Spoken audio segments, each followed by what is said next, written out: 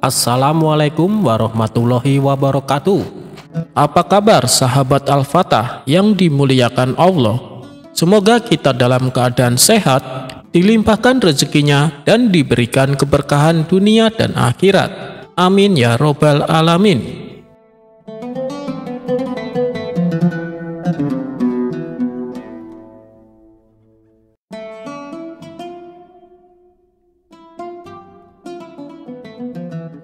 Pada suatu hari, Abu Nawas mendengar kabar bahwa seorang ustadz di kota mulai berubah sikap.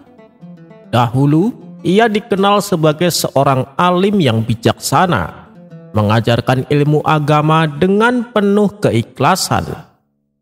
Namun belakangan ini ceramah-ceramahnya mulai dipenuhi dengan pembicaraan tentang kekuasaan, jabatan, dan politik. Orang-orang di kota mulai merasa bingung. Beberapa pengikutnya tetap setia, sementara yang lain mulai merasa tidak nyaman. Mereka pun meminta Abu Nawas untuk menegur sang ustadz. Maka pada suatu sore, Abu Nawas mendatangi majelis sang ustadz dan duduk di antara para jamaah. Ia mendengarkan dengan seksama hingga akhirnya mengangkat tangan. "Wahai Ustadz, bolehkah aku bertanya?" tanya Abu Nawas. Ustadz itu tersenyum. "Tentu saja Abu Nawas, silahkan bertanya." Abu Nawas menghela napas dan berkata, "Dahulu engkau mengajarkan kami tentang keikhlasan dan kebaikan. Engkau mengatakan bahwa dunia ini hanya sementara, dan bahwa kita harus fokus pada ibadah serta kebaikan. Tapi sekarang ceramahmu lebih banyak tentang kekuasaan dan bagaimana menguasai orang lain. Apakah engkau yakin masih berada di jalan yang benar?" tanya Abu Nawas. Ustadz itu tersenyum kecil lalu berkata, "Wahai Abu Nawas, agama dan politik tidak bisa dipisahkan. Seorang pemimpin harus memiliki nilai-nilai agama agar bisa memimpin dengan adil." Abu Nawas mengangguk. "Benar sekali, tapi seperti apakah pemimpin yang adil itu?" Sang ustadz menjawab dengan mantap, "Tentu saja pemimpin yang paham agama, yang bisa mengatur rakyat sesuai dengan syariat." Abu Nawas tersenyum. "Lalu, apakah engkau ingin menjadi pemimpin itu?" Ustadz terdiam sejenak lalu berkata, "Jika memang itu kehendak rakyat, maka aku siap memikul tanggung jawab ini." Abu Nawas terkekeh. "Wahai Ustadz, tidakkah kau lihat? Dahulu engkau mengajarkan kami untuk rendah hati, tapi sekarang kau mulai ingin berkuasa." Ustadz itu mulai terlihat gelisah. "Aku tidak bermaksud demikian Abu Nawas." Abu Nawas tersenyum dan berkata, "Baiklah, izinkan aku bercerita. Ada seorang nelayan yang setiap hari menangkap ikan di sungai. Ia selalu bersyukur dengan hasil tangkapannya berapapun itu. Tapi suatu hari, ia melihat seorang saudagar kaya yang memiliki kapal besar dan menangkap ikan dalam jumlah banyak. Nelayan itu mulai iri dan berkata dalam hatinya, 'Seandainya aku menjadi saudagar, aku pasti bisa menangkap lebih banyak ikan.' Maka ia meninggalkan jalannya dan mulai berjualan ikan. Setelah menjadi saudagar, ia masih merasa kurang dan ingin menjadi penguasa pelabuhan. Maka ia pun berusaha masuk ke dalam lingkaran para pejabat. Tapi setelah menjadi pejabat, ia justru sibuk dengan urusan kekuasaannya dan melupakan ikan yang dahulu ia cintai. Ia tak lagi bisa menangkap ikan dengan tenang, karena pikirannya selalu dipenuhi strategi dan politik." Abu Nawas menatap sang ustadz. "Wahai ustadz, engkau adalah nelayan yang telah menemukan mutiara ilmu. Tapi kini engkau mulai meninggalkan jalamu dan mengejar sesuatu yang bisa menghilangkan ketenanganmu." Mendengar itu, ustadz itu terdiam. Para jamaah yang mendengar kisah Abu Nawas mulai berpikir. Beberapa dari mereka mengangguk setuju, menyadari bahwa selama ini ceramah yang mereka dengar mulai berubah arah. Akhirnya dengan suara lirih, sang ustadz berkata, "Terima kasih Abu Nawas, aku hampir kehilangan jalan. Aku akan kembali mengajarkan ilmu dan keikhlasan tanpa ambisi duniawi." Orang-orang bertepuk tangan, merasa lega karena sang ustadz telah menyadari kesalahannya. Pesan dari cerita ini, ilmu agama adalah cahaya yang menerangi hati. Jika digunakan dengan ikhlas, ia akan membawa keberkahan. Namun jika dicampur dengan ambisi dunia, maka ia bisa menjadi gelap dan menyesatkan.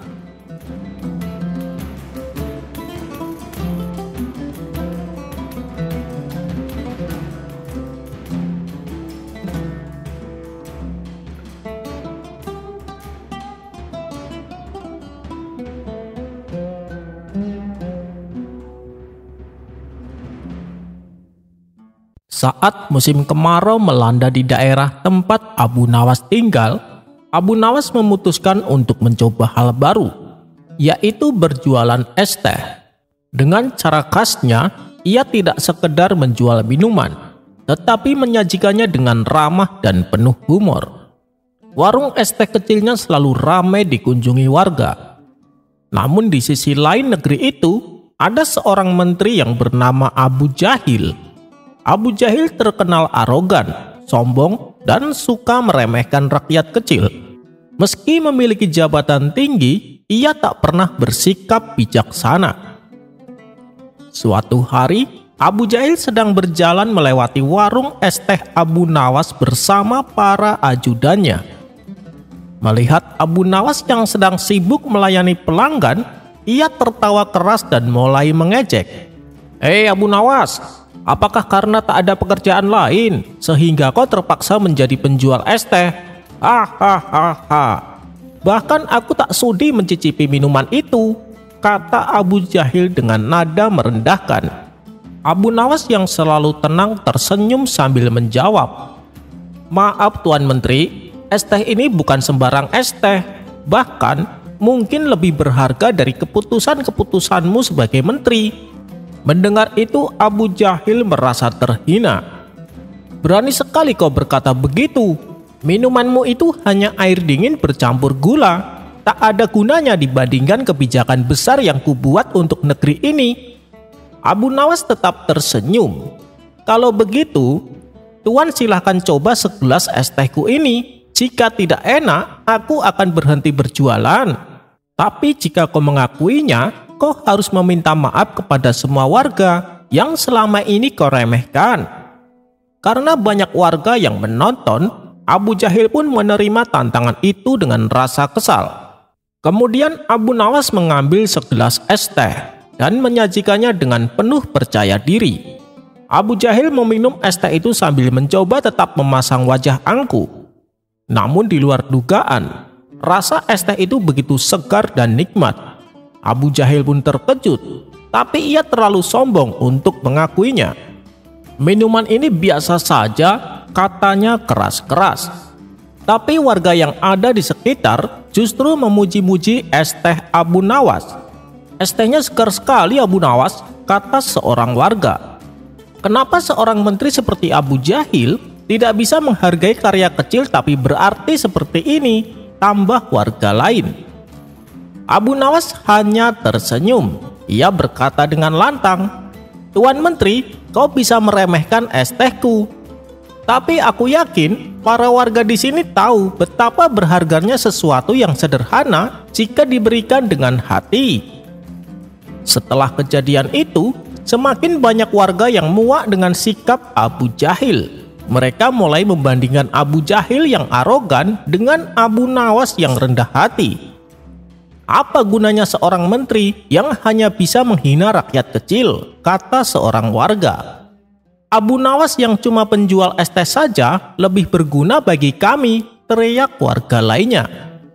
Protes demi protes mulai berdatangan. Warga mengirim surat kepada penguasa negeri meminta agar Abu Jahil dicopot dari jabatannya. Penguasa negeri yang bijaksana dan mendengar suara rakyat memanggil Abu Jahil ke istana. Ia berkata, Abu Jahil, kau telah melupakan tugasmu sebagai pelayan rakyat. Jabatanmu adalah amanah, bukan untuk merendahkan orang lain. Mulai hari ini, kau kupecat dari jabatanmu." Abu Jahil pun pergi dengan rasa malu. Sementara itu, Baginda Raja memanggil Abu Nawas ke istana dan memberinya penghargaan. "Abu Nawas, meski hanya berjualan es teh, kau telah mengajarkan pelajaran besar tentang kerendahan hati dan penghormatan kepada sesama. Teruslah menginspirasi rakyat dengan kebijaksanaanmu." Abu Nawas tersenyum dan berkata, "Es tehku memang sederhana, tapi rasa keadilan dan kebaikan selalu manis, Baginda." Warga bersorak gembira. Es teh Abu Nawas semakin laris dan negeri itu pun kembali damai tanpa campur tangan Abu Jahil.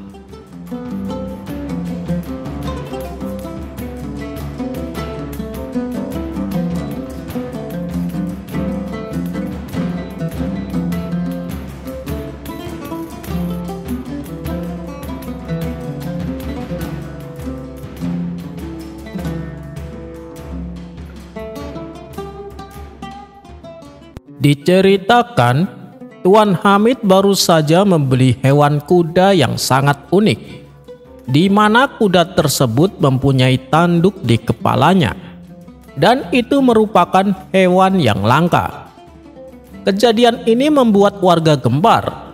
Mereka pun penasaran dan ingin melihatnya, termasuk Abu Nawas sendiri. Kemudian mereka berbondong-bondong mendatangi rumah Tuan Hamid. "Wah, kudanya unik sekali." "Iya, kudanya sangat indah," kata para warga memujinya. Kemudian oleh Abu Nawas kudanya ditawar dengan harga 100 dinar. Harga tersebut terbilang sangat tinggi, karena biasanya seekor kuda dihargai cuma 5 dinar. "Kok serius, Abu Nawas?" tanya Tuan Hamid memastikan. "Tentu saja, kau bersedia menjualnya tidak?" kata Abu Nawas balik bertanya. Mendapatkan uang sebanyak itu, tentu saja Tuan Hamid langsung menyetujuinya. "Baiklah Tuan Hamid, besok aku akan kesini lagi. Aku akan membayar sekalian mengambil kudanya," ujar Abu Nawas. Namun nasib sial menimpa Tuan Hamid. Kuda yang rencananya akan dijual tiba-tiba mati tanpa sebab. Dan pada keesokan harinya Tuan Hamid segera memberitahukannya kepada Abu Nawas. "Maaf Abu Nawas, kudanya sudah mati," kata Tuan Hamid kecewa. "Tidak apa-apa, tetap akan aku beli," jawab Abu Nawas. Mendengar hal itu Tuan Hamid pun menjadi bingung. "Kamu yakin Abu Nawas, nanti kamu rugi loh," tutur Tuan Hamid. Namun Abu Nawas tetap bersikeras untuk membeli kuda tersebut. Karena terus-terusan didesak, Tuan Hamid pun akhirnya setuju. Setelah menerima pembayaran dari Abu Nawas, Tuan Hamid kembali berkata, "Wahai Abu Nawas, coba beritahu aku, apa alasanmu kenapa tetap mau membeli kuda yang telah mati?" tanya Tuan Hamid. "Maaf, aku sedang buru-buru ke istana. Nanti sore aku jelaskan," jawab Abu Nawas. Ia pun lalu pergi dengan membawa kudanya yang sudah mati. Ketika waktu sudah menjelang sore, Tuan Hamid pergi menuju rumah Abu Nawas. Ia penasaran ingin tahu untuk apa kuda yang sudah mati tersebut. "Wahai Abu Nawas, sekarang tolong beritahu aku," pinta Tuan Hamid. "Begini, kemarin waktu di istana, aku menggelar undian kepada para menteri. Dan untuk mengikuti undian tersebut, diwajibkan membayar 20 dinar, kata Abu Nawas. "Undian? Undian apa Abu Nawas?" tanya Tuan Hamid kebingungan. "Iya, undian untuk mendapatkan kuda bertanduk. Dan para menteri yang mendaftar ada 20 orang. Jadi aku berhasil mengumpulkan 400 dinar, terang Abu Nawas. "Itu cerdas, tapi tunggu. Apa mereka tidak ada yang kecewa?" tanya Tuan Hamid. Wahai Tuan Hamid, yang namanya undian, pemenangnya pasti cuma satu. Dan pemenangnya inilah yang kecewa karena mendapatkan kuda yang telah mati. Dan agar dia tidak kecewa, aku kembalikan uangnya yang 20 dinar. Ia pun pergi dengan tenang, jawab Abu Nawas. Sontak Tuan Hamid tertawa mendengar kecerdikan Abu Nawas.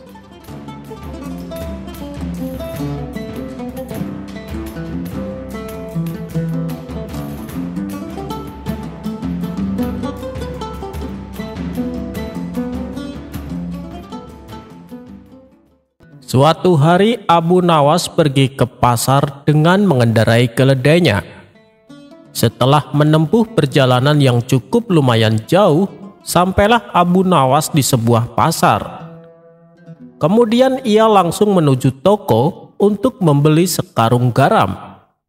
Garam tersebut lalu diletakkan di atas punggung keledainya. "Ayo kita pulang," ucap Abu Nawas kepada si keledai. Abu Nawas lantas berjalan sambil menuntun keledai yang berada di belakangnya. Dalam perjalanan pulang, si keledai merasakan beban yang sangat berat, hingga membuatnya agak kelelahan. Ditambah panasnya terik matahari, yang kala itu sangat menyengat.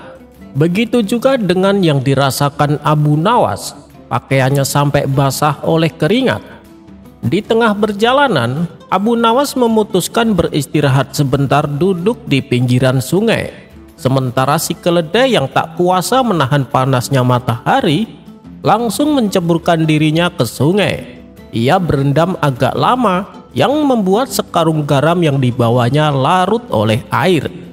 Saat si keledai bangkit dan naik ke daratan, ia merasakan karung yang ada di punggungnya menjadi sangat ringan dari sebelumnya. Melihat hal itu, Abu Nawas merasa kesal dengan ulah keledainya tersebut. "Dasar keledai bodoh, garamku menjadi habis larut oleh air sungai," kata Abu Nawas geram. Abu Nawas pun pulang tanpa membawa garam yang sudah dibelinya. Esok harinya, Abu Nawas kembali ke pasar untuk membeli garam. Seperti biasa, garam tersebut diletakkan di atas punggung keledainya. Saat dalam perjalanan pulang, si keledai berkata dalam hati, "Tak lama lagi akan ada sungai di depan sana." Ketika sampai di depan sungai, si keledai segera menceburkan dirinya dengan sengaja. Tentu saja sekarung garam yang ada di punggungnya menjadi larut oleh air dan bebannya menjadi ringan kembali. "Asik, bebanku terasa ringan," kata si keledai bahagia. Mengetahui keledainya melakukan hal itu dengan sengaja, Abu Nawas pun menjadi marah. "Dasar keledai malas," bentak Abu Nawas. Hari berikutnya, Abu Nawas kembali ke pasar bersama keledainya. Tapi kali ini yang dibeli bukanlah garam, melainkan sekarung kapas. Abu Nawas lalu menuntun si keledai berjalan melintasi panasnya terik matahari. "Bebannya ringan sekali, tidak seperti kemarin.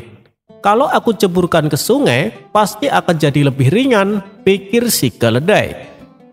Ketika mereka sampai di depan sungai, tanpa pikir panjang, si keledai langsung menceburkan diri. Namun apa yang terjadi? Muatannya menjadi berat sekali. Rupanya, kapas itu menyerap air dan menjadi seberat batu. Mau tidak mau, si keledai harus berjalan dengan beban yang ada di punggungnya. Keledai berjalan sempoyongan di bawah panasnya terik matahari. Sementara Abu Nawas yang berjalan di sampingnya tertawa sambil mengejeknya dalam hati. "Rasain kamu, dasar keledai malas." Dan keesokan harinya, Abu Nawas balik lagi ke pasar untuk membeli sekarung garam. Tapi kali ini si keledai tidak berani untuk menceburkan dirinya ke sungai. Ia khawatir bebannya justru akan menjadi lebih berat seperti yang dialaminya kemarin. Dan pada akhirnya Abu Nawas pun berhasil membawa sekarung garam ke rumahnya.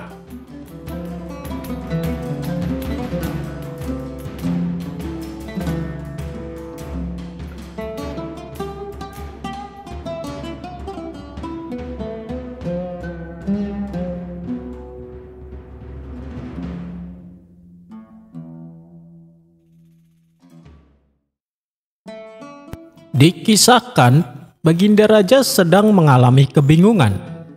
Pasalnya ia belum juga menemukan sosok orang yang tepat untuk menjadi hakim istana. Meskipun sudah diadakan sayembara, tapi tak ada satupun peserta yang memenuhi persyaratan. Kenapa tidak Abu Nawas saja, Paduka? Saran penasehat istana. Dia tidak akan mau. Kalaupun diancam akan dihukum, pasti dia memilih untuk dihukum daripada menjadi hakim, jawab Baginda Raja. Kalau begitu, tugaskan saja Abu Nawas untuk mencari calon hakim istana, ujar sang penasehat. Benar juga katamu. Baiklah, cepat panggil Abu Nawas kemari, perintah Baginda Raja. Maka berangkatlah beberapa utusan istana menemui Abu Nawas di rumahnya. Tuan Abu, Anda diperintah Paduka untuk menghadapnya sekarang, kata mereka. Awalnya Abu Nawas mengira dirinya dipanggil untuk menjadi hakim. Bilang saja sama Paduka, aku tidak mau datang, jelas Abu Nawas. Tenang Tuan Abu, tujuan Baginda Raja menyuruh Tuan Abu menghadap hanya untuk meminta saran, tutur mereka. Saran? Saran apa? Tanya Abu Nawas. Mengenai sosok yang pantas jadi hakim, dan Tuan Abu diperintahkan untuk mencari orangnya, jawab mereka. Ya sudah, kalian pulang saja dulu, nanti aku akan menyusul, sekalian membawakan orangnya, balas Abu Nawas. Singkat cerita, berangkatlah Abu Nawas ke istana bersama orang yang akan dijadikan hakim. Namun saat mereka berdua menghadap Baginda Raja justru tertawa terpingkal-pingkal. Ternyata yang membuat tertawa, orang yang dibawa Abu Nawas tubuhnya kecil dan kerdil. Kamu lucu Abu Nawas, masa orang kerdil seperti dia malah dicalonkan jadi hakim? Kata Baginda Raja terus tertawa. Dia mungkin terlihat kecil Paduka, tetapi ingatlah, yang terbaik seringkali hadir dalam kemasan kecil, timpal Abu Nawas. Tawa Baginda Raja kembali pecah dan lebih kencang dari sebelumnya. Baiklah Abu Nawas, saya akan bertanya kepada kawanmu itu. Apakah kamu kurang dihormati karena postur tubuhmu, sehingga kau ingin menjadi hakim supaya orang-orang mau menghormatimu? Tanya Baginda Raja. Sebenarnya tidak Paduka, saya pikir itu justru sangat menguntungkan, karena saya bisa lebih dekat dengan rakyat tanpa harus menundukkan kepala, jawab kawan Abu Nawas tersebut. Untuk ketiga kalinya Baginda Raja dibuatnya tertawa. Karena kau ingin jadi hakim, saya akan mengujimu dengan dua pertanyaan. Pertanyaan pertama, mana yang lebih kau pilih, berbuat adil atau diberi uang? Tanya Baginda Raja. Saya memilih diberi uang Paduka, jawab kawan Abu Nawas. Sontak Baginda Raja kaget mendengarnya. Kamu ini aneh, dari sekian banyak peserta yang ikut sayembara, rata-rata mereka menjawab pilih berbuat adil. Kenapa kau malah pilih sebaliknya? Berarti kau rela berbuat tidak adil, asalkan bisa mendapat uang, tanya Baginda Raja. Maksudnya bukan begitu Paduka, sifat jujur dan adil sudah melekat pada diri saya. Kenapa saya harus memilihnya? Sedangkan saya adalah orang miskin, tentu saja saya pilih uang. Bukankah seseorang memilih sesuatu yang mereka tidak punya? Jelas kawan Abu Nawas. Mendengar penjelasan tersebut, Baginda Raja manggut-manggut sebagai tanda setuju. Oh, begitu. Baik, sekarang pertanyaan kedua. Bila kamu menghadapi suatu kasus di mana ada seorang maling tapi menuduh korban sebagai malingnya, sedangkan kamu tidak tahu mana malingnya dan mana korbannya, bagaimana caramu untuk mengungkap kebenaran dalam kasus yang rumit ini? Tanya Baginda Raja. Itu sih mudah saja Paduka, suruh mereka berdua memasuki rumah kosong. Setelah mereka berdua masuk ke dalamnya, kita teriakin pencuri, pencuri. Nah, salah satu dari mereka pasti akan berlari keluar, dan sudah dipastikan dialah pencurinya yang asli. Karena seorang pencuri pasti punya insting untuk segera berlari keluar manakala mendengar teriakan tersebut, terang kawan Abu Nawas. Baginda Raja pun tersenyum puas dengan jawaban kawan Abu Nawas itu. Dan kemudian Baginda Raja mengangkatnya sebagai hakim istana yang baru. Ternyata pilihanmu tidak salah Abu Nawas, uji Baginda Raja kepada Abu Nawas. Baginda Raja yang awalnya meremehkan postur badannya akhirnya menyadari bahwa kebijaksanaan tidak terbatas pada ukuran tubuh.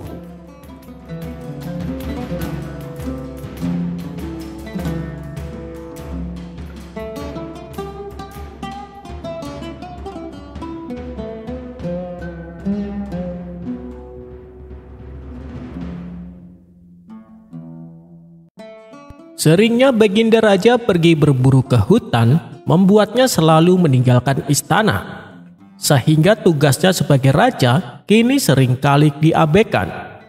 Sang raja jadi jarang menemui rakyatnya manakala ada yang akan mengadukan masalahnya, dan urusan-urusan kerajaan selalu ia tinggalkan. Melihat hal ini, Abu Nawas pun merasa kecewa. Ia bingung harus dengan cara apa menyadarkan rajanya. Kalau menegurnya secara langsung justru akan membuat Baginda Raja murka. Bisa-bisa Abu Nawas malah dipenjara. Hingga pada suatu hari, datanglah beberapa utusan kerajaan menemui Abu Nawas di rumahnya. "Tuan Abu, Anda dipanggil Paduka Raja untuk ke istana," kata salah satu dari mereka. "Ada keperluan apa?" tanya Abu Nawas. "Paduka ingin mengajak Tuan Abu pergi berburu," jawabnya. Mendengar itu Abu Nawas hanya mengelus dada. Sampai kapan Paduka akan terus begini, batin Abu Nawas. Tapi tak lama kemudian muncul ide cemerlang di otaknya. Ia memanfaatkan kesempatan ini untuk menyadarkan Baginda Raja. "Bilang sama rajamu bahwa Abu Nawas mempunyai sesuatu yang berharga yang tidak mungkin ia tinggalkan. Sesuatu itu tak ternilai harganya, bahkan Paduka Raja sendiri tak akan mampu membelinya karena harganya terlalu mahal," tutur Abu Nawas. Maka pulanglah mereka menyampaikan apa yang dikatakan Abu Nawas kepada Baginda Raja. "Kalian melihat barangnya?"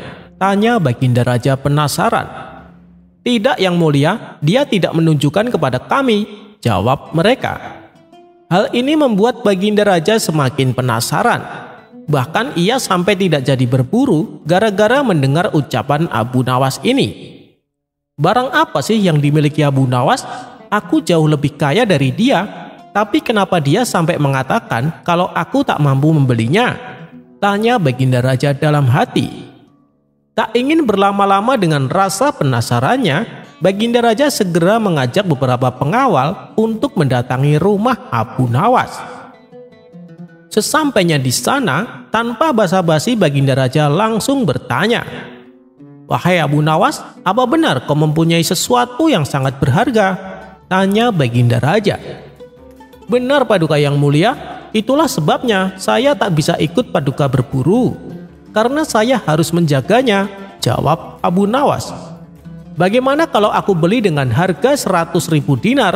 tawar Baginda Raja. "Maaf Paduka Yang Mulia, saya tidak akan menjualnya, bahkan dengan harga 1 juta dinar," sahut Abu Nawas. "Oh serius Abu Nawas?" tanya Baginda Raja heran. "Tentu Yang Mulia, karena nilainya lebih daripada istana Paduka dan seisinya," jawab Abu Nawas. "Bisa kau tunjukkan sesuatu itu padaku?" pinta Baginda Raja. "Sesuatu itu adalah waktu Yang Mulia. Saya tidak mungkin membuang-buang waktu dengan pekerjaan yang tidak ada gunanya. Sementara saya punya tanggung jawab untuk mengayomi dan melindungi keluargaku. Begitu pula dengan Paduka Yang Mulia. Bukankah Paduka adalah seorang raja, di mana seorang raja punya tanggung jawab untuk mengayomi dan melindungi rakyatnya?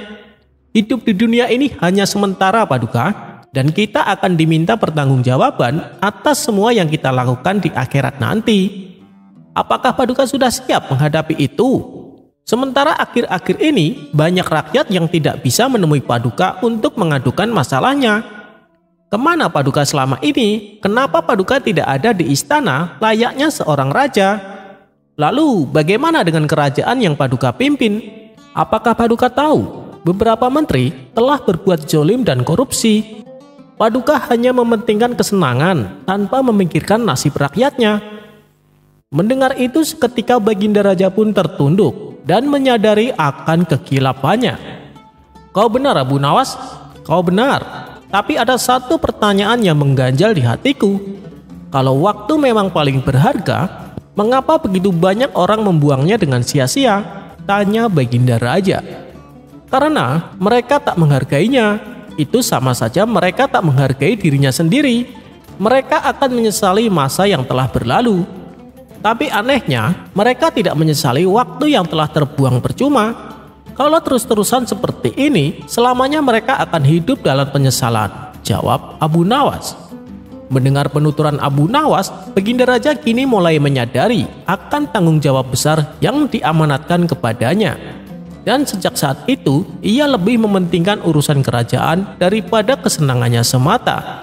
Rakyat pun kini mulai lebih mudah menemui rajanya.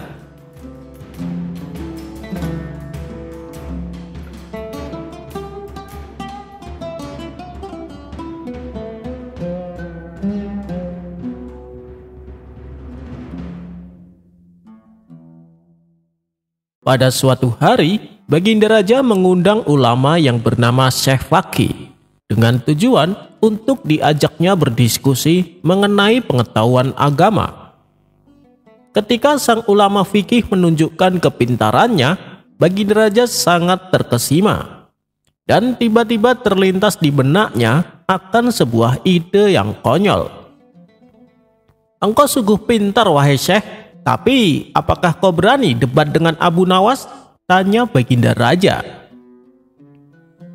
Kalau debatnya tentang hukum agama, saya siap Paduka, jawab Syekh Faqih. Maka dipanggillah Abu Nawas dan singkat cerita sampailah ia di istana. Wahai Abu Nawas, aku ingin kau berdebat dengan Syekh Faqih tentang pengetahuan agama. Apakah kau siap? Kata Baginda Raja. Ampun Paduka yang mulia, tapi ilmu agama bukanlah untuk perdebatan, melainkan sebagai petunjuk manusia agar berjalan di atas kebenaran, jawab Abu Nawas. Iya, saya tahu, tapi tujuanku agar pengetahuan agama saya semakin bertambah, balas Baginda Raja. Sebenarnya Abu Nawas enggan memenuhi permintaan sang raja. Apalagi kalau harus berdebat dengan Syekh Faqih, seorang ulama fikih yang sangat ia hormati. Tetapi karena Baginda Raja terus-terusan mendesaknya, Abu Nawas pun tak kuasa menolaknya. Kemudian Baginda Raja membuat peraturan bahwa acara debat kali ini soal yang akan diajukan dari Baginda Raja, dan masing-masing harus menjawabnya dengan jawaban yang berbeda. Baiklah, kita mulai dengan pertanyaan pertama. Wahai Syekh, apa yang akan Anda lakukan manakala melihat saya sholat tapi lupa jumlah rokaatnya? Tanya Baginda Raja kepada Syekh Faqih. Saya akan menegur Paduka dan menyuruhnya untuk sujud sahwi sebagai pengganti rokaat yang terlupa, jawab Syekh Faqih. Sekarang giliran kamu untuk menjawab Abu Nawas. Apa yang akan kamu lakukan manakala melihat saya sholat tapi lupa jumlah rokaatnya? Tanya Baginda Raja. Apakah Paduka yakin ingin mengetahui jawaban saya? Dan apakah Paduka tidak akan marah? Kata Abu Nawas balik bertanya. Tentu saja aku mau Abu Nawas, dan kenapa pula aku harus marah? Timpal Baginda Raja. Baik Paduka, untuk menjawab pertanyaan tersebut, saya butuh sebuah tongkat kayu, balas Abu Nawas. Untuk apa? Tanya Baginda Raja heran. Untuk mempraktekkan jawaban saya Paduka, jawab Abu Nawas. Kemudian Baginda Raja perintahkan pelayan istana untuk membawakan tongkat kayu sesuai dengan permintaan Abu Nawas. Awalnya Baginda Raja mengira bahwa jawaban yang akan Abu Nawas tunjukkan sebuah jawaban yang unik dan menarik. Tapi tiba-tiba kepala Baginda Raja dipukul pakai tongkat oleh Abu Nawas. Sontak Baginda Raja teriak kesakitan. Kurang ajar kau Abu Nawas, apa maksud perbuatanmu? Bentak Baginda Raja. Ini jawaban saya atas pertanyaan Paduka, kata Abu Nawas. Maksudmu? kata Baginda Raja bertambah emosi. Begini Paduka, saat Paduka menemui tamu seorang raja, apakah Paduka pernah lupa tidak pakai baju? Tanya Abu Nawas. Tidak pernah, jawab Baginda Raja. Dan saat Paduka menemui tamu seorang raja, apakah Paduka pernah lupa di mana letak ruang tamu istana? Tanya Abu Nawas kembali. Itu juga tidak pernah, jawab Baginda Raja. Menghadap sesama manusia saja Paduka tidak pernah lupa apa dan bagaimana yang akan Paduka lakukan. Tapi kepada Tuhan yang menciptakan Paduka, kenapa Paduka sampai lupa jumlah rokaatnya? Bukankah itu sangat keterlaluan? Sedangkan Paduka masih gagah dan perkasa, dan usia Paduka juga belum tua dan pikun.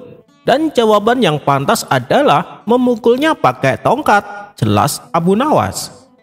Mendengar penjelasan tersebut, Baginda Raja pun hanya terdiam. Tapi kan tidak harus dipukul Abu Nawas, bisa dengan cara santun, ujar Baginda Raja. Wahai Paduka, seumpama saya lupa dengan jawaban atas pertanyaan Paduka, apa yang akan Paduka lakukan? Tanya Abu Nawas. Tentu saja aku akan menghukummu, karena kau tidak bisa menjawabnya, balas Baginda Raja. Nah, itulah perumpamaan atas jawaban saya Paduka. Tak perlu menegurnya dengan santun, langsung saja pukul pakai tongkat. Timpal Abu Nawas tak mau kalah. Karena dirasa percuma mendebat Abu Nawas, Baginda Raja lalu meneruskan dengan pertanyaan kedua. Wahai Syekh, apa hukumnya meninggalkan sholat fardu? Tanya Baginda Raja kepada Syekh Faqih. Tentu saja itu berdosa Paduka dan akan masuk neraka, jawab Syekh Faqih. Dan kali ini Baginda Raja membuat pertanyaan jebakan supaya bisa membalas perlakuan Abu Nawas. Wahai Abu Nawas, tadi sudah dijelaskan bahwa orang yang meninggalkan sholat fardu akan berdosa dan masuk neraka. Pertanyaannya adalah, berapa kedalaman neraka? Tanya Baginda Raja. Seketika Abu Nawas terkejut karena pertanyaan yang diberikan tidak sama dengan pertanyaan kepada Syekh Faqih. Tapi namanya saja Abu Nawas, ia punya cara untuk menjawab. Lalu dengan santainya Abu Nawas berkata sambil mengelus-elus tongkatnya. Paduka yakin ingin mendengar jawaban saya? Tanya Abu Nawas. Mendapat gertakan tersebut, Baginda Raja menjadi was-was. Jangan-jangan kejadian barusan akan terulang. Tidak jadi Abu Nawas, kita sudahi saja pertemuan ini, ujar Baginda Raja. Syekh Faqih pun lalu dipersilahkan untuk pulang. Dan setelah Syekh Faqih berlalu, Abu Nawas juga ikut berpamitan. Tapi tiba-tiba Baginda Raja mencegahnya. Tunggu Abu Nawas, aku masih penasaran. Sebenarnya jawaban apa yang akan kau berikan? Tanya Baginda Raja. Saya tidak tahu jawabannya Paduka, balas Abu Nawas. Lalu kenapa kau mengelus-elus tongkatmu? Tanya Baginda Raja kembali. Saya bersiap-siap untuk memukul kepala saya sendiri Paduka, karena saya tidak tahu berapa kedalaman neraka, jawab Abu Nawas. Sialan kamu Abu Nawas, ternyata aku tertipu dengan gertakanmu, ujar Baginda Raja kecewa. Dengan tertawa terkekeh-kekeh, Abu Nawas pun pergi meninggalkan istana.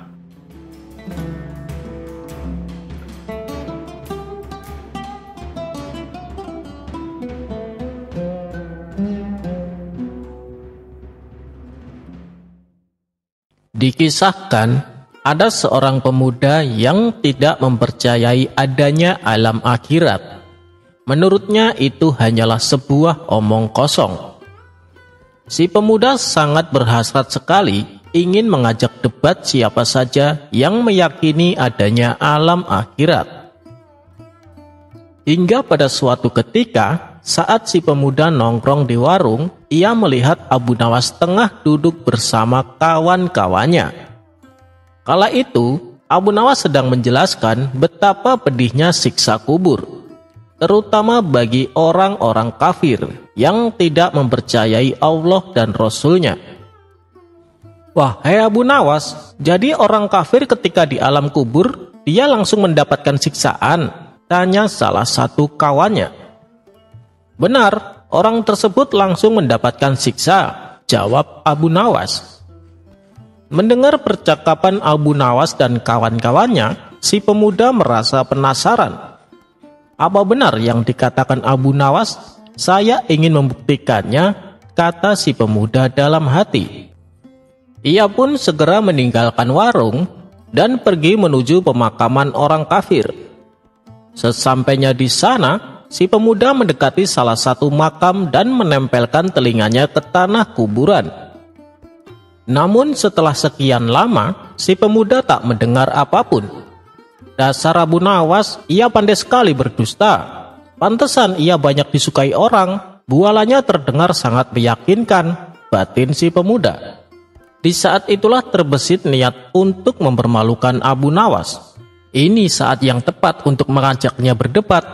Akan aku permalukan dia di depan orang-orang, ucap si pemuda. Maka ia pun langsung beranjak dari pemakaman dan kembali menuju warung untuk menemui Abu Nawas dan kawan-kawannya. Setelah tiba di hadapan Abu Nawas, si pemuda berkata, Abu Nawas, barusan aku dari kuburan orang kafir. Kau bilang, katanya orang kafir di alam kubur mereka disiksa oleh malaikat, tapi aku sama sekali tidak mendengar apapun. Tidak ada suara tangisan ataupun jeritan. Ceritamu tentang siksa kubur hanyalah dongeng semata, Abu Nawas, tidak bisa dibuktikan. Mendengar perkataan si pemuda yang tiba-tiba sempat membuat Abu Nawas terkejut. Wahai anak muda, kemarilah, duduklah bersama kami. Biar nanti saya jelaskan, ajak Abu Nawas sambil tersenyum. Si pemuda pun mendekati Abu Nawas dan duduk tepat di sampingnya. Jadi kamu tidak percaya adanya akhirat? Tanya Abu Nawas. Aku sama sekali tidak percaya. Coba buktikan kalau akhirat itu ada, tantang si pemuda. Jadi kamu juga tidak percaya dengan adanya siksa kubur? Tanya Abu Nawas kembali. Tentu saja aku tidak percaya. Kan tadi sudah aku bilang, aku barusan dari kuburan orang kafir yang katanya sedang disiksa. Tapi sama sekali aku tidak mendengar teriakan mereka, jawab si pemuda. Wahai anak muda, ada yang perlu kamu ketahui, bahwa antara alam dunia, alam kubur, dan alam akhirat itu dimensinya berbeda-beda. Tidak mungkin bergabung menjadi satu, terang Abu Nawas. Itu sih hanya alasanmu saja, Abu Nawas, karena kamu tidak bisa membuktikan ucapanmu, balas si pemuda. Baiklah, saya akan bertanya kepadamu, apakah kamu pernah tidur di samping kawanmu? Dan dalam tidurmu kamu memimpikan sesuatu? Tanya Abu Nawas. Ya, saya pernah, memangnya kenapa? Jawab si pemuda. Ketika kamu bermimpi sesuatu yang menakutkan, misalnya kamu dikejar oleh ular raksasa, saat itu kamu sangat ketakutan, bahkan sampai teriak minta tolong sambil berlari dengan sekencang-kencangnya. Apakah kawanmu yang sedang duduk di sampingmu mendengar teriakanmu? Apakah kawanmu bisa mengetahui kalau kamu sedang merasakan ketakutan yang amat sangat? Justru yang kawanmu tahu ketika melihatmu, dia menganggap kamu sedang tertidur pulas. Padahal waktu itu kamu sedang ketakutan dan butuh pertolongan. Itulah contoh gambaran saat kamu mendatangi kuburan orang kafir. Yang kamu lihat mereka terlihat begitu tenang. Padahal mereka sedang mengalami siksaan yang begitu dahsyat, kata Abu Nawas menjelaskan. Mendengar hal itu, si pemuda pun hanya terdiam. Dalam hati ia membenarkan apa yang diterangkan oleh Abu Nawas.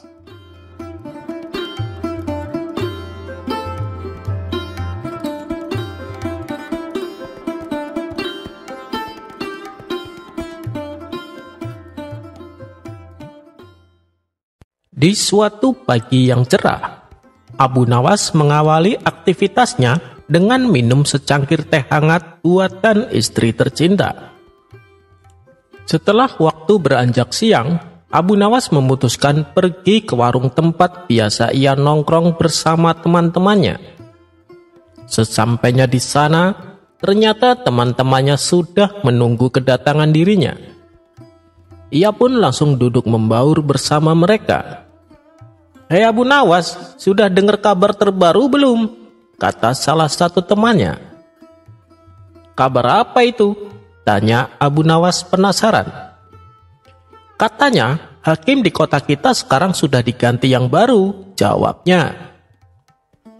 "Loh, memangnya hakim yang lama kenapa?" tanya Abu Nawas kembali. "Hakim yang lama dipecat, katanya karena ketahuan korupsi," balasnya.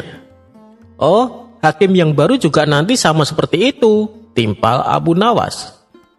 "Maksudnya gimana Abu Nawas? Hakim yang baru juga suka korupsi?" tanya mereka kembali. "Begini, bukankah hobi pejabat menumpuk harta kekayaan? Bisa jadi hakim yang baru juga gemar mengoleksi emas dan berlian," ujar Abu Nawas. Beberapa hari kemudian, ucapan Abu Nawas ini beredar di masyarakat, hingga sampailah ke telinga hakim yang baru. Mendengar itu, sang hakim menjadi geram. Ia ingin memberi pelajaran kepada Abu Nawas. Sang hakim lalu memerintahkan beberapa prajurit untuk menangkap Abu Nawas. Mengetahui bahwa dirinya akan ditangkap, Abu Nawas segera kabur bersembunyi di hutan. Di sana, ia terus memikirkan bagaimana caranya supaya bisa lepas dari hukuman. Setelah merenung agak lama, muncullah ide cemerlang. "Aku sudah tahu caranya. Lebih baik aku ke rumah Tuan Hakim sekarang juga," pikir Abu Nawas. Dengan wajah ceria, Abu Nawas berangkat menuju rumah Tuan Hakim yang baru.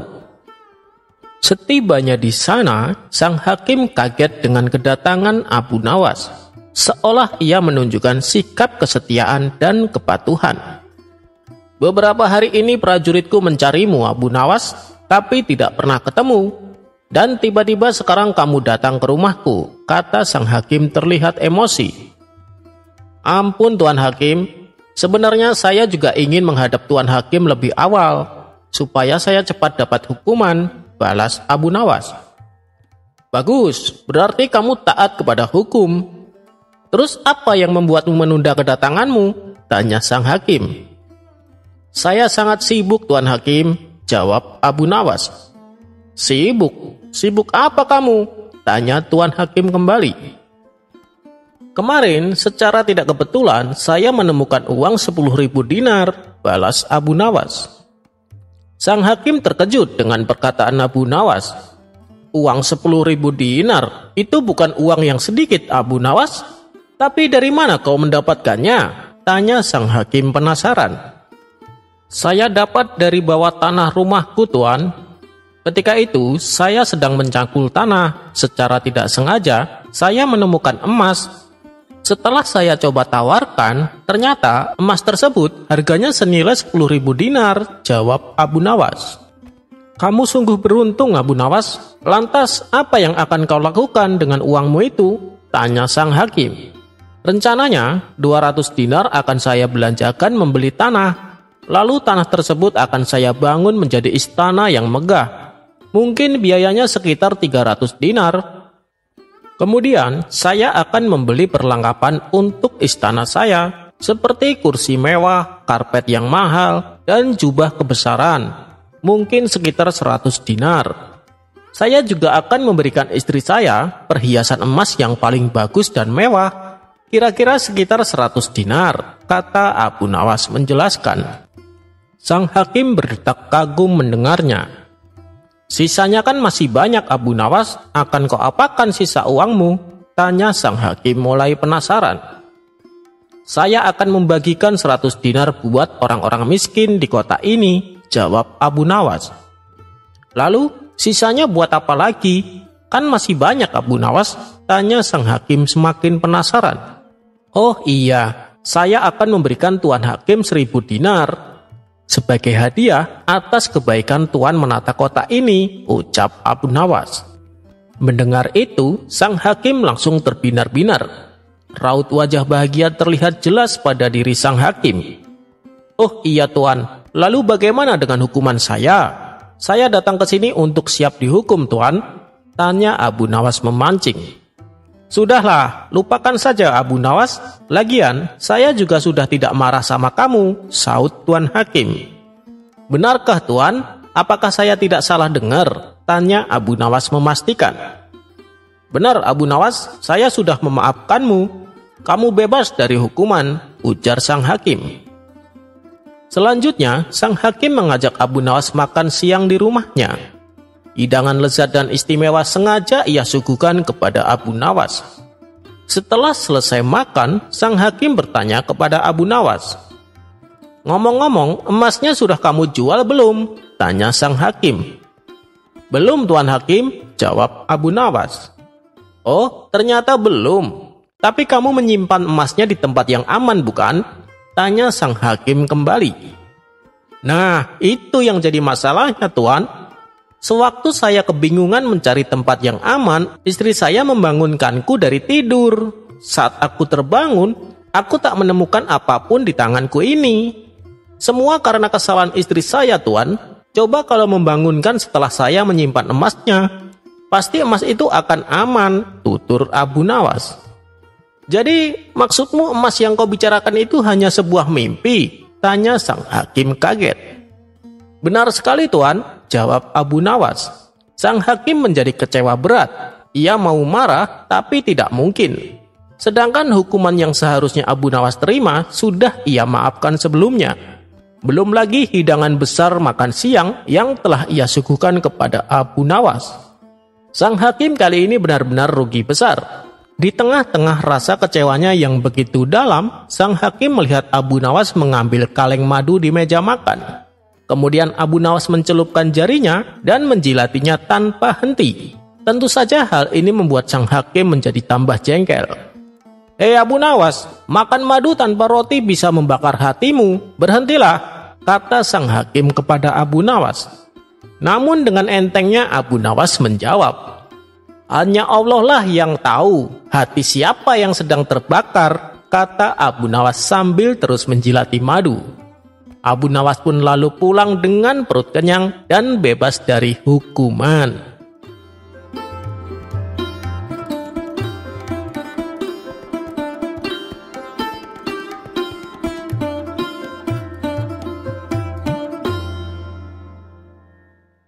Diceritakan ada seorang pemuda yang taat beribadah. Setiap malam ia tak pernah ketinggalan sholat tahajud. Bahkan dari pagi sampai sore, ia habiskan waktunya hanya untuk beribadah di dalam masjid. Kabar tentang kealiman si pemuda pun tersebar sampai ke seluruh Baghdad.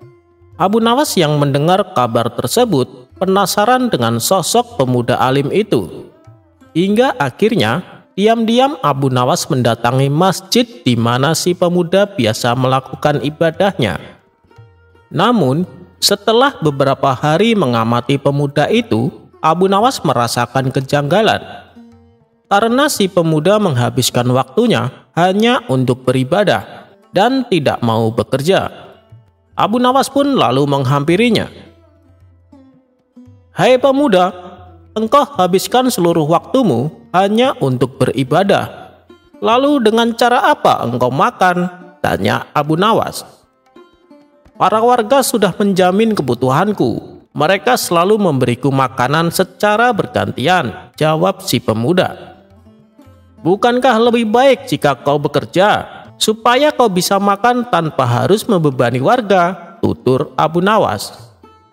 Untuk apa capek-capek bekerja? Dengan menghabiskan waktu untuk beribadah, Allah sudah menjamin kebutuhanku, balas si pemuda. Tapi bukan dengan cara seperti ini. Caramu itu salah, timpal Abu Nawas. Kau berani menyalahkan aku beribadah, hebat sekali kamu. Sedangkan warga di sini, mereka justru memuliakanku dan mereka dengan ikhlas memberiku makanan, tegas si pemuda. Baiklah, lalu apa yang kau harapkan dari ibadahmu? Tanya Abu Nawas. Tentu saja aku menginginkan surga, jawab si pemuda. Ya, itu saat di akhirat nanti. Kalau di dunia, apa yang kau harapkan? Tanya Abu Nawas kembali. Dengan ibadahku ini, aku yakin dengan keajaiban Allah. Suatu saat aku pasti memperoleh kekayaan tanpa harus bekerja. sehingga aku bisa lebih giat beribadah, jelas si pemuda. Mendengar hal itu, Abu Nawas hanya bisa geleng-geleng kepala. Ia pun pergi meninggalkan si pemuda. Setibanya di rumah, Abu Nawas memikirkan cara untuk menyadarkan si pemuda. Tiba-tiba terbesit di benaknya sebuah ide yang konyol. Esok paginya, ia kembali mendatangi si pemuda. "Hei anak muda, kemarin yang kau katakan ada benarnya juga. Kalau kita rajin beribadah, Allah akan memberi keajaiban pada kita. Karena di kebunku tiba-tiba tumbuh pohon uang," tutur Abu Nawas.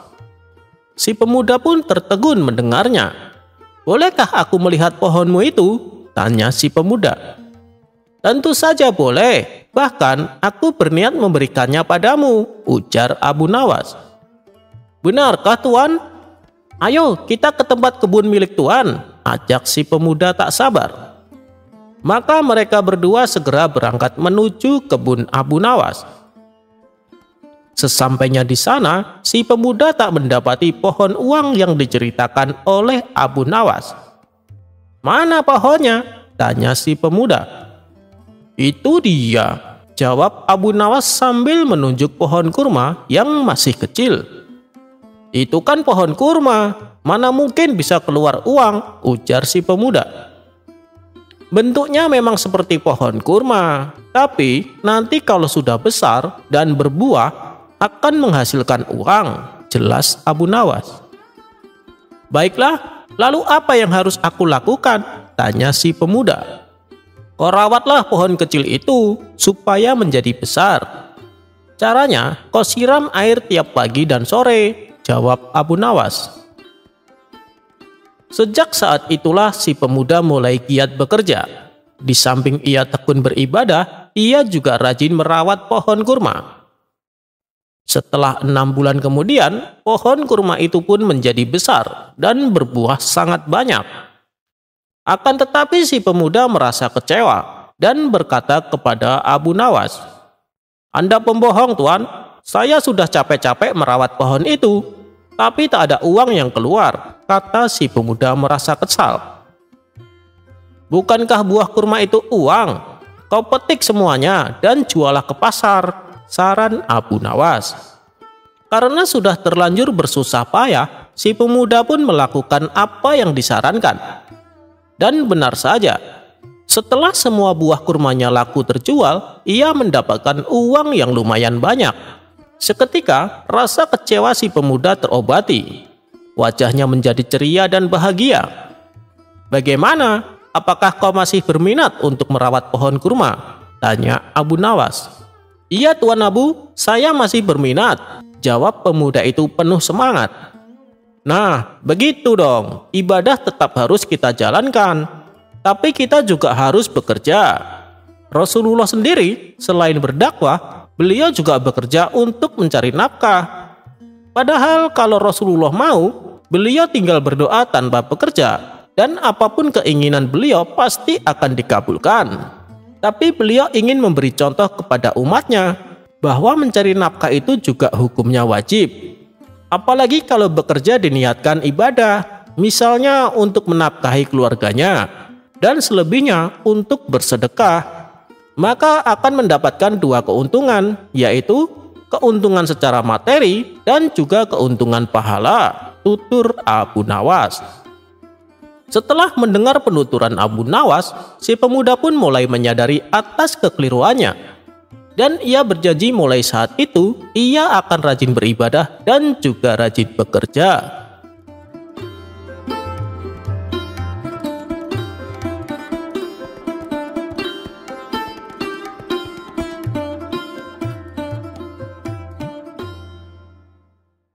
Kisah Abu Nawas sukarela masuk ke penjara.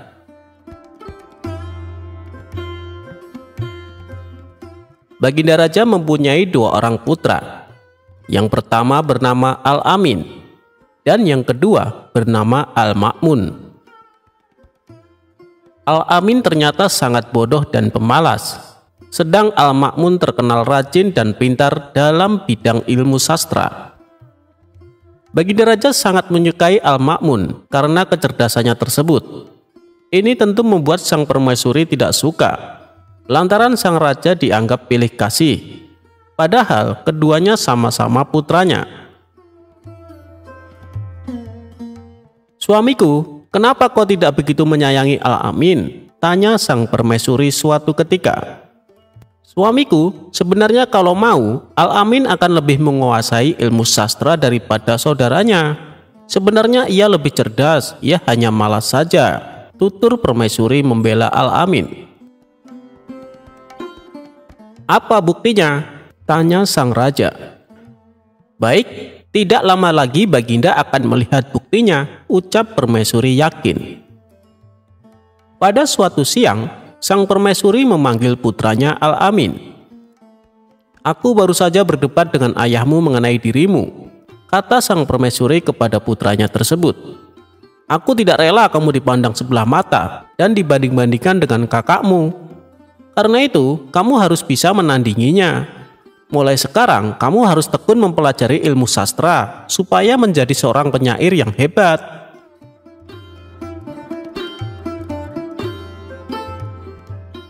Sorenya Al-Amin pergi meninggalkan istana menuju ke sebuah tempat yang sunyi. Di tempat itulah ia mencoba mengasah pikiran yang bebal. Ia berusaha menulis bait-bait syair tanpa seorang guru atau tanpa bimbingan siapapun.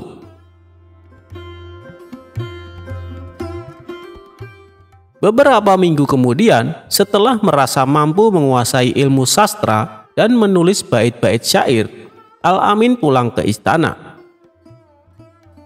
"Jadi kamu sekarang sudah bisa menulis syair, putraku?"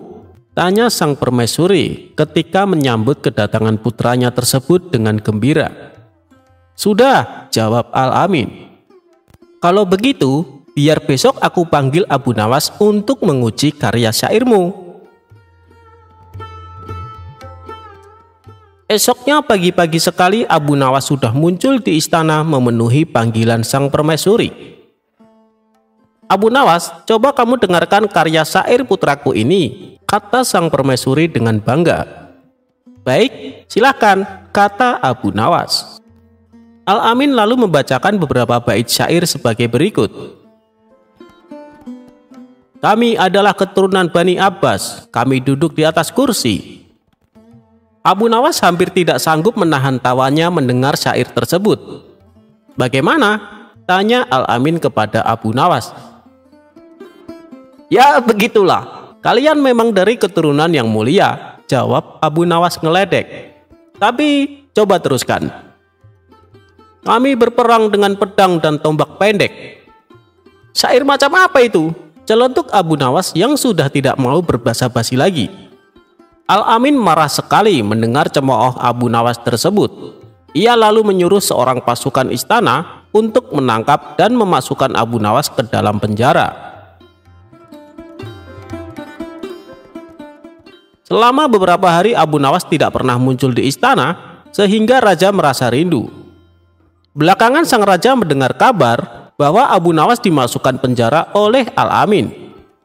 Ia kemudian mengajak putranya itu ke penjara untuk menjenguk Abu Nawas. "Kenapa kamu memenjarakannya?" tanya sang raja. Al-Amin kemudian menceritakan semuanya. "Yang sangat menyakitkan, ia telah berani mencemooh syair karyaku, ayahanda," kata Al-Amin. "Tentu saja, karena memang karya syairmu jelek," balas raja. "Dia itu kan memang seorang penyair hebat, jadi bisa menilai mana karya syair yang bagus dan yang tidak bagus. Lagi pula, apa yang ia katakan itu jangan kamu anggap sebagai ejekan, melainkan sebuah kritikan yang harus kamu terima dengan lapang dada," lanjut sang raja menasehati. "Baik, kalau begitu beri lagi aku kesempatan untuk memperbaiki karya syairku," kata Al-Amin sambil beranjak pergi. Untuk kedua kalinya, Al-Amin pergi ke tempat yang sepi guna mengasah pikiran dan mendalami ilmu sastra agar bisa menulis syair yang benar-benar bagus, tidak seperti sebelumnya. Dan beberapa pekan kemudian ia sudah pulang ke istana. Esoknya pagi-pagi sekali Baginda Raja, Abu Nawas, dan beberapa penyair sudah berada di istana. Rupanya pertemuan itu sudah diatur oleh sang permaisuri. Beliau ingin mereka mendengarkan syair karya putranya yang baru saja pulang mendalami ilmu sastra. "Dengarkan karya syair putraku Al-Amin," kata sang permaisuri. "Baik, silahkan," sahut Abu Nawas. Al-Amin pun mulai membaca syair karyanya. "Hei binatang yang duduk bersimpuh, rasanya tidak ada yang setolol kamu. Kamu seperti hidangan kinapa yang diolesi dengan minyak biji hardal dan minyak sapi yang kental, seperti warna seekor kuda belang." Begitu selesai mendengar syair tersebut, Abu Nawas langsung bangkit dan hendak berlalu dari tempatnya. "Woi, mau kemana kamu Abu Nawas?" tanya sang raja. "Saya lebih suka balik ke penjara saja daripada mendengar syair macam ini. Toh sebentar lagi putramu ini pasti menyuruh penjaga membawaku ke sana," jawab Abu Nawas. Raja tertawa terpingkal-pingkal mendengar jawaban dari Abu Nawas itu. Sementara sang permaisuri hanya bisa duduk bengong. Kini ia sadar dan yakin bahwa putranya Al-Amin memang tak pandai membuat syair.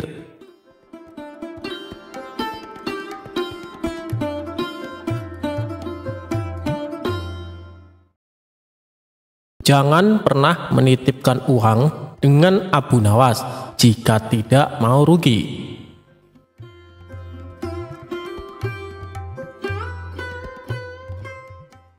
Dikisahkan, ada seorang tuan tanah tetangga Abu Nawas yang kaya raya.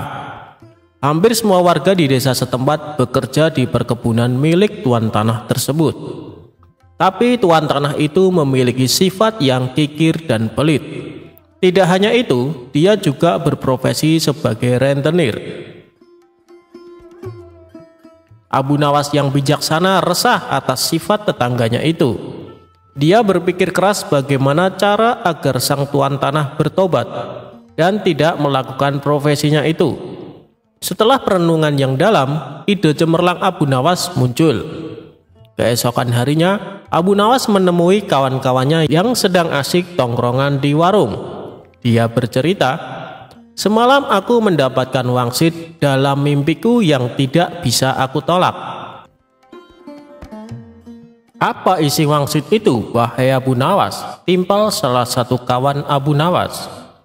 "Wangsit itu, apapun yang dititipkan padaku akan beranak," sahut Abu Nawas. "Maksudnya apa, wahai Abu Nawas?" tanya kawan-kawannya. "Ketika kalian menitipkan benda seperti ayam kepadaku, maka dalam beberapa hari akan beranak dan bertambah. Begitupun ketika kalian menitipkan uang atau aku meminjam uang kepada kalian. Beberapa hari kemudian uang itu akan beranak dan bertambah," kata Abu Nawas. Sebagian kawan percaya, sebagian kawan lainnya tidak percaya. Mereka berpikir ini akal bulus Abu Nawas agar bisa meminjam uang. "Aku akan menitipkan 1 ekor kambing padamu nanti sore," kata salah satu kawan. "Aku akan menitipkan 2 dinar uang kepadamu," timpal kawan yang lainnya. Ternyata setelah 5 hari berlalu, kambing dan uang yang dititipkan kepada Abu Nawas benar-benar beranak. Dari kambing 1 ekor dikembalikan menjadi 5 ekor. Begitupun uang yang dititipkan. Dari 2 dinar dikembalikan menjadi 5 dinar. Berita kehebatan Abu Nawas ini tersebar luas ke penduduk desa. Berita itu sampai pada telinga tuan tanah yang pelit dan berprofesi sebagai rentenir. Suatu hari, tuan tanah bersama para pengawalnya mendatangi rumah Abu Nawas. Dia menanyakan, "Wahai Abu Nawas, adakah keperluan yang kamu butuhkan kepadaku? Katakan saja, nanti aku bantu, jangan sungkan-sungkan."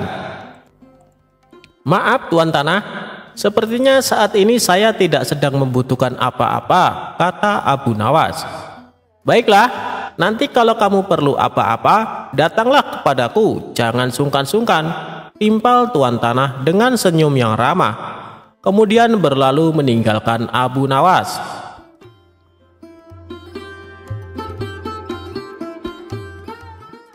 Suatu sore, Abu Nawas merasa lapar.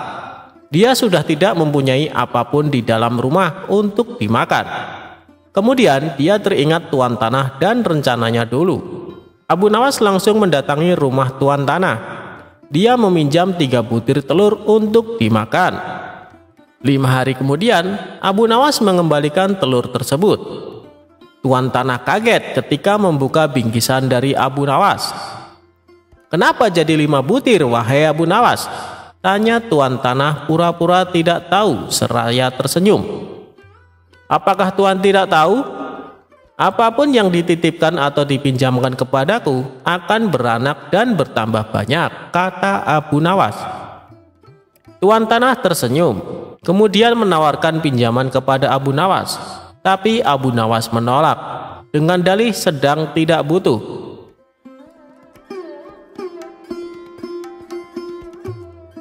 Beberapa hari kemudian, Abu Nawas kembali ke rumah tuan tanah. Abu Nawas hendak meminjam uang 1000 dinar. Jumlah itu terbilang sangat banyak. Dengan uang itu, tuan tanah bisa menggaji semua karyawan-karyawannya. Tuan tanah langsung membuka berangkas uangnya, lalu menyerahkan sejumlah uang yang dibutuhkan Abu Nawas. "Ini uangnya, wahai saudaraku," kata tuan tanah. Abu Nawas langsung pulang ke rumah. Pada sisi lain, tuan tanah sedang berkhayal uangnya akan kembali berlipat-lipat di kemudian hari. Hari berganti hari. Tuan tanah tidak sabar menunggu Abu Nawas mengembalikan uangnya dengan jumlah yang berlipat ganda. Tidak terasa, 5 hari berlalu. Abu Nawas tidak kunjung datang. 1 bulan kemudian, Abu Nawas juga tidak mengembalikan uang milik tuan tanah. "Wahai Abu Nawas, sudah 1 bulan saya menantimu, tapi kamu tidak datang juga ke rumahku," kata tuan tanah. "Oh iya tuan, sebenarnya saya akan ke rumah tuan, namun saya sangat sibuk. Berhubung tuan sudah ada di rumah saya, sekalian ada yang ingin saya bicarakan," kata Abu Nawas beralasan. "Tidak apa-apa saudaraku, silakan, apa yang ingin kau bicarakan?" timpal tuan tanah. "Sebenarnya uang yang tuan pinjamkan kepadaku boro-boro beranak. 3 hari kemudian malah mati tidak tersisa," terang Abu Nawas. "Apa maksudmu Abu Nawas?" tanya tuan tanah sambil emosi. "Kamu mau mempermainkanku ya?" sambung tuan tanah. "Tidak tuan, tapi itulah kenyataannya," kata Abu Nawas. Tidak terima dengan itu, tuan tanah melaporkan Abu Nawas kepada pengadilan. Ia menuntut Abu Nawas agar dihukum karena telah menghilangkan uang dengan jumlah yang sangat besar. Saat keduanya dihadapkan pada hakim, tuan tanah berkata, "Wahai hakim yang mulia, Abu Nawas telah menipuku. Katanya uang yang dipinjamkan kepadanya akan beranak. Tapi kenyataannya dia tidak sepeser pun mengembalikan kepadaku. Saya minta Abu Nawas dihukum," katanya. Hakim kemudian bertanya kepada Abu Nawas, "Apakah benar seperti itu, wahai Abu Nawas?" tanya hakim. "Wahai hakim yang mulia, saya tidak menipu dia sama sekali," kata Abu Nawas. "Lalu kenapa kamu tidak mengembalikan uangnya?" tanya hakim.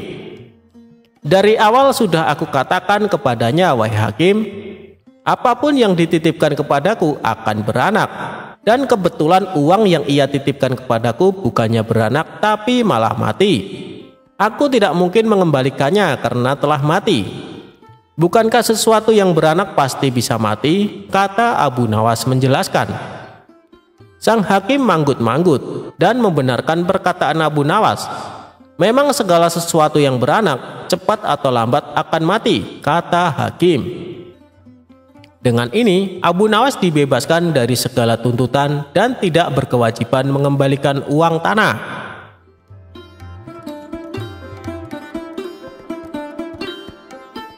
Kebun Abu Nawas dirusak sapi. Abu Nawas bernama lengkap Abu Ali Al-Hasan bin Hani Al-Hakami, merupakan pujangga ternama. Abu Nawas merupakan tokoh sufi yang cerdik dan cerdas. Ia hidup sejaman dengan baginda Raja Harun. Abu Nawas juga dikenal dengan sosok yang jenaka, sehingga tak jarang orang-orang terhibur dengan tingkahnya. Namun, kisah kesuksesan Abu Nawas tidak selamanya menghampiri. Berikut kisah apes Abu Nawas. Abu Nawas memiliki kebun yang cukup luas. Kebun tersebut sudah lama ia tanami berbagai macam sayuran yang dapat menghasilkan cukup banyak uang. Oleh karena itu, Abu Nawas sangat menjaga kebunnya itu. Ia tidak ingin kebunnya dimasuki maling. Bahkan, ia juga tidak ingin bila kebunnya dirusak meskipun hanya sedikit. Ia tak segan-segan akan memukul siapapun yang merusak kebunnya itu. Suatu hari, saat sedang beristirahat di kebun, tiba-tiba ia melihat seekor sapi memasuki kebunnya. Parahnya lagi, sapi tersebut memakan daun-daun dan semua tanaman yang ada di kebun Abu Nawas. Tentu saja hal itu membuat Abu Nawas sangat marah. Dengan cepat, ia pun mengambil ranting pohon yang cukup tebal dan panjang dan berlari mengejar sapi tersebut. Melihat Abu Nawas yang berapi-api, sapi itu segera berlari menghindari kejaran Abu Nawas. Yang lebih membuat marah karena si sapi itu tak kunjung keluar dari kebunnya. Karena diinjak-injak, seluruh tanaman Abu Nawas pun rusak. Setelah beberapa menit, akhirnya sapi itu berhasil keluar dari kebun dan selamat dari amarah Abu Nawas. Akibat kejadian tersebutlah Abu Nawas sangat dendam kepada sapi tersebut. Setiap hari ia selalu menunggu kehadiran si sapi di kebunnya. Namun, hingga seminggu sapi itu tak kembali muncul. Hingga pada suatu ketika, saat pulang dari kebunnya, Abu Nawas berpapasan dengan seorang petani yang sedang menaiki gerobak yang ditarik sapi yang saat itu merusak kebunnya. "Nah, itu dia sapinya. Kali ini kau tak akan bisa menghindar dariku," kata Abu Nawas geram. Tanpa bertanya lagi, Abu Nawas segera mengambil ranting pohon dan memukul sapi tersebut berkali-kali. Sapi itu hanya bisa pasrah. Sang sapi tak bisa berlari menghindar karena sedang menarik gerobak. Tapi tentu saja perbuatan Abu Nawas ini membuat si petani marah. "Hei, ada apa dengan sapiku? Kenapa kamu terus-terusan memukulnya?" bentak si petani. "Jangan ikut campur, ini urusanku dengan sapi. Ia tahu kesalahan yang telah diperbuatnya," balas Abu Nawas. Petani itu hanya bisa melongo mendengar jawaban Abu Nawas. Setelah puas memukul sapi itu, Abu Nawas lalu pergi meninggalkan sapi dan si petani. "Dasar orang gila," gerutu sang petani. Petani itu pun kemudian melanjutkan perjalanannya. Itulah kisah unik Abu Nawas yang bikin geleng-geleng kepala.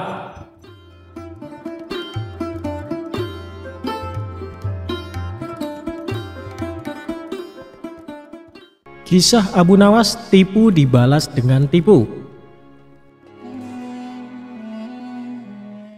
Ada seorang yogis atau ahli yoga mengajak seorang pendeta bersekongkol akan memperdaya Abu Nawas. Setelah mereka mencapai kata sepakat, mereka berangkat menemui Abu Nawas di kediamannya.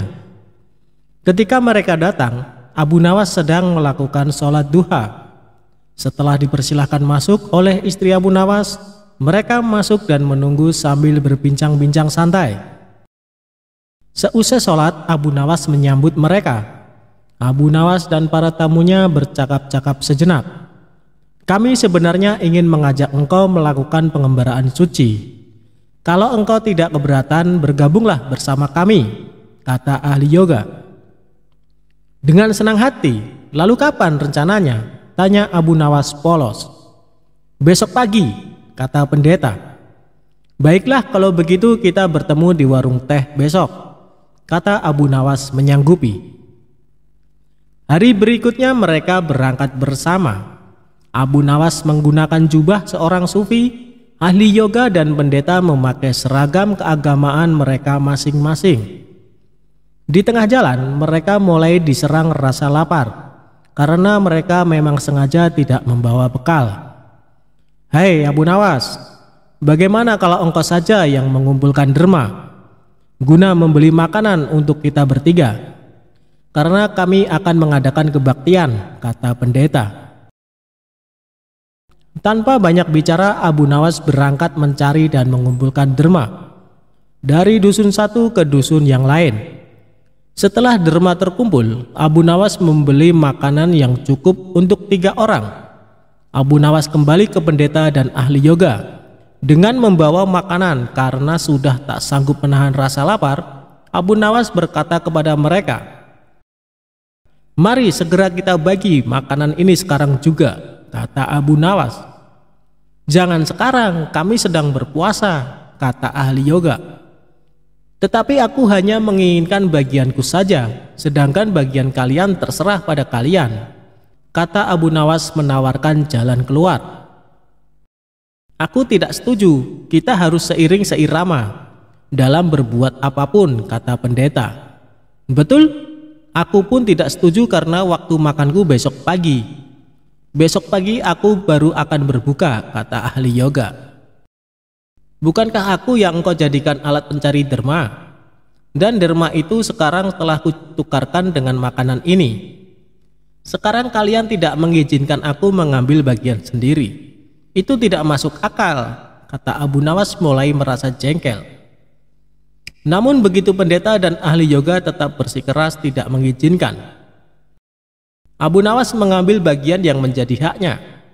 Abu Nawas penasaran, ia mencoba sekali lagi meyakinkan kawan-kawannya agar mengizinkan ia memakan bagiannya, tetapi mereka tetap saja menolak. Abu Nawas benar-benar merasa jengkel dan marah. Namun Abu Nawas tidak memperlihatkan sedikitpun kejengkelan dan kemarahannya. "Bagaimana kalau kita mengadakan perjanjian?" kata pendeta kepada Abu Nawas. "Perjanjian apa?" tanya Abu Nawas.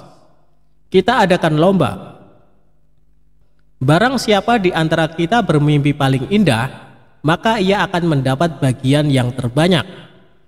Dan yang kedua lebih sedikit. Dan yang terburuk akan mendapat paling sedikit," pendeta itu menjelaskannya. Abu Nawas setuju. Ia tidak memberi komentar apa-apa. Malam semakin larut, embun mulai turun ke bumi. Pendeta dan ahli yoga mulai mengantuk dan tidur. Abu Nawas tidak bisa tidur, ia hanya berpura-pura tidur. Setelah merasa yakin kawan-kawannya sudah terlelap, Abu Nawas menghampiri makanan itu. Tanpa berpikir 2 kali, Abu Nawas memakan habis makanan itu hingga tidak tersisa sedikit pun. Setelah merasa kekenyangan, Abu Nawas baru bisa tidur. Keesokan hari mereka bangun hampir bersamaan. Ahli yoga dengan wajah berseri-seri mulai bercerita. "Tadi malam aku bermimpi memasuki sebuah taman yang mirip sekali dengan nirvana. Aku merasakan kenikmatan yang belum pernah kurasakan sebelumnya dalam hidup ini," kata ahli yoga. Pendeta mengatakan bahwa mimpi ahli yoga benar-benar menakjubkan. Betul-betul luar biasa. Kemudian giliran pendeta menceritakan mimpinya. "Aku seolah-olah menembus ruang dan waktu, dan ternyata memang benar. Aku secara tidak sengaja berhasil menyusup ke masa silam, di mana pendiri agamaku masih hidup. Aku bertemu dengan beliau, dan yang lebih membahagiakan lagi adalah aku diberkatinya," kata pendeta dengan wajah berseri-seri. Ahli yoga juga memuji-muji kehebatan mimpi pendeta. Abu Nawas hanya diam. Ia bahkan tidak merasa tertarik sedikit pun. Karena Abu Nawas belum juga buka mulut, pendeta dan ahli yoga mulai tidak sabar untuk tidak menanyakan mimpi Abu Nawas. "Kalian tentu tahu Nabi Daud alaihissalam. Beliau adalah seorang nabi yang ahli berpuasa. Tadi malam aku bermimpi berbincang-bincang dengan beliau. Beliau menanyakan apakah aku berpuasa atau tidak. Aku katakan, aku berpuasa karena aku memang tidak makan sejak dini hari. Kemudian beliau menyuruhku segera berbuka karena hari sudah malam. Tentu saja aku tidak benar-benar mengabaikan perintah beliau. Aku segera bangun dari tidur dan langsung menghabiskan makanan itu, kata Abu Nawas tanpa perasaan bersalah sedikit pun. Sambil menahan rasa lapar yang menyayat-nyayat, pendeta dan ahli yoga saling berpandangan satu sama lain. Kejengkelan Abu Nawas terobati. Kini mereka sadar bahwa tidak ada gunanya coba-coba mempermainkan Abu Nawas. Pasti hanya akan mendapat celaka sendiri.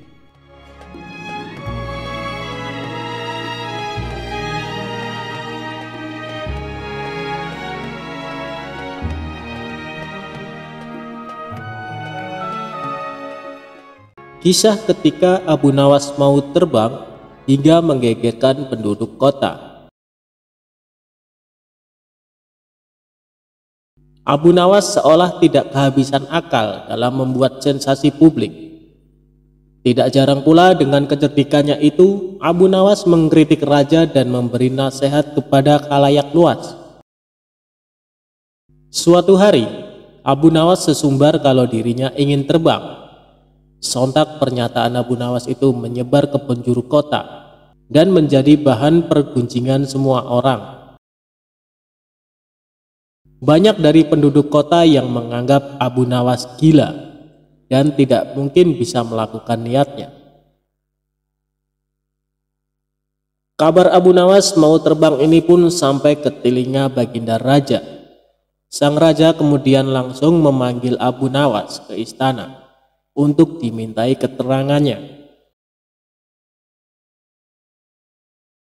"Wahai Abu Nawas, benarkah engkau ingin terbang?" tanya Baginda Raja. "Benar Baginda, hamba ingin terbang. Besok Jumat silakan datang bersama penduduk lainnya untuk menyaksikan hamba yang ingin terbang jika masih ragu," jawab Abu Nawas dengan santainya.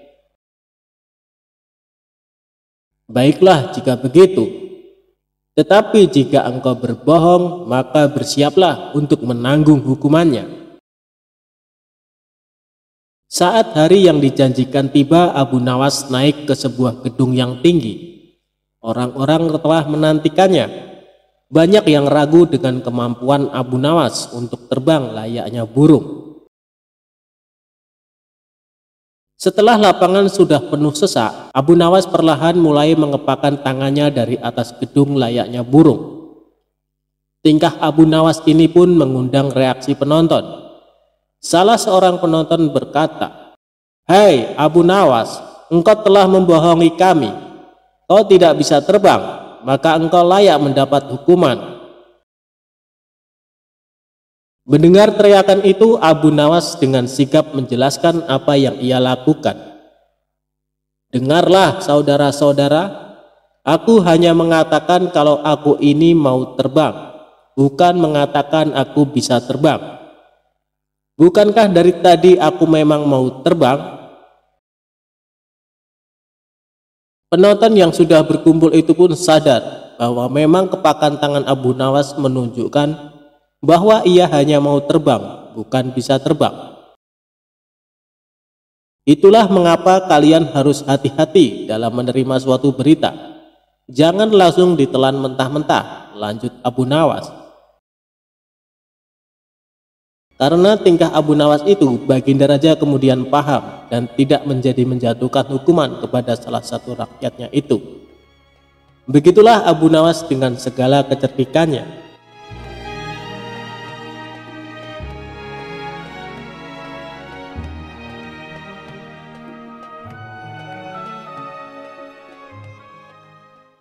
Pencuri yang menyamar jadi keledai akhirnya tobat minta ampun. Dikisahkan Abu Nawas mempunyai keledai yang sangat penurut. Kemanapun Abu Nawas pergi selalu mengajak serta keledainya. Banyak orang mengagumi keledai milik Abu Nawas.